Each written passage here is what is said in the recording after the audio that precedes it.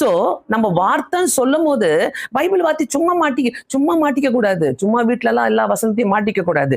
சும்மானா நம்ம படிக்க கூடாது. அந்த வார்த்தையில தேவன் இருக்கிறாரு. அப்புறம் பாருங்க, அவர்தான் அந்த வார்த்தை. 2வது வசனத்துல அவர் ஆதியிலே தேவனோடு இருந்தார். 2வது வசனத்துல இருக்குது. அதுல பாத்தீங்கன்னாக்கா அப்படியே வாசித்து வந்தீங்கன்னாக்கா, அவர் ஆதியிலே தேவனோடு இருந்தார்.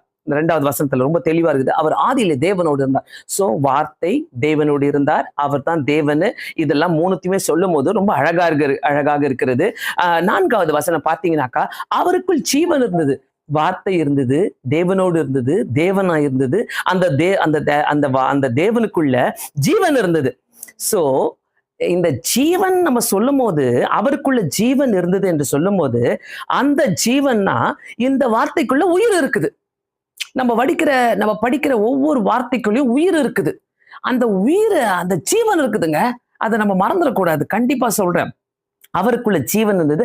அந்த ஜீவன் மனுஷருக்கு ஒளியா இருந்தது.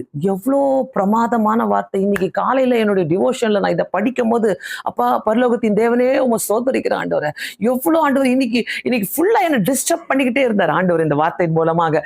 ஏன்னா அந்த வார்த்தையின் மூலமா அது தேவனோடு இருந்தது, அது தேவனா இருந்தது, அந்த தேவனுக்குள்ள ஜீவன் இருந்தது. அந்த ஜீவன் ஒளியா இருந்துதான். எவ்வளோ அர்த்தமுள்ள வார்த்தை. அப்போ நம்ம எவ்வளவு இதுக்கு இம்பார்ட்டன்ஸ் கொடுக்கணும்ன்றத மறந்துடாதீங்க. நம்ம வாழ்க்கையில ஆண்டவருடைய வார்த்தைக்கு ரொம்ப முக்கியத்துவம் கொடுக்கணும். எனக்கு நல்ல ஞாபகம் இருக்குது. எங்க வீட்டுல எல்லாம் பாத்தீங்கன்னாக்கா, எங்க அப்பா வீடு ஃபுல்லா பெரிய ஒரு குவார்டர்ஸ்ல சொன்னாங்க. வீடு ஃபுல்லா வசனத்தை தான் மாட்டி வச்சிருப்பாரு. எல்லாரும் உள்ள நுழைஞ்ச உடனே பாத்தீங்கன்னாக்கா, என்ன இவ்வளவு வசனங்கள் இருக்குதுன்னு அப்படி கேட்பாங்க.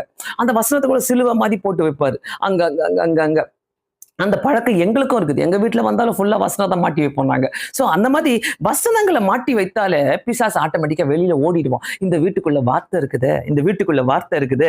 சோ அந்த வீட்டுக்குள்ள வார்த்தை இருக்குதுன்னா அதுக்குள்ள ஜீவன் இருக்குது. நம்ம சும்மா மாட்டல.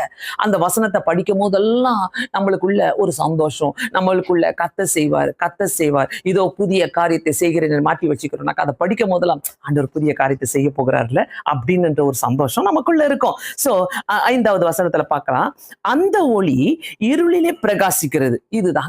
இதுக்குதான் இந்த வார்த்தையே, இதுக்குதான் இந்த தேவனே, இதுக்குதான் இந்த ஜீவனே, இதுக்குதான் இந்த ஒளியே. அந்த ஒளி எங்க பிரகாசிதான்? இருளுல. சோ வார்த்தை இருக்கிற இடத்துல ஒளி கண்டிப்பா இருக்குது. அந்த ஒளி இருக்கிற இடத்துல இருளுக்கு அங்க இடம் இல்லை. அடுத்தது வாசிக்கலாம் வாங்க. அது ஒளி இருளிலே பிரகாசித்தது, இருளானது அதை பற்றி கொள்ளவில்லை. இதுதான் அர்த்தமே. இருளானது அதை பற்றி கொள்ளவில்லை.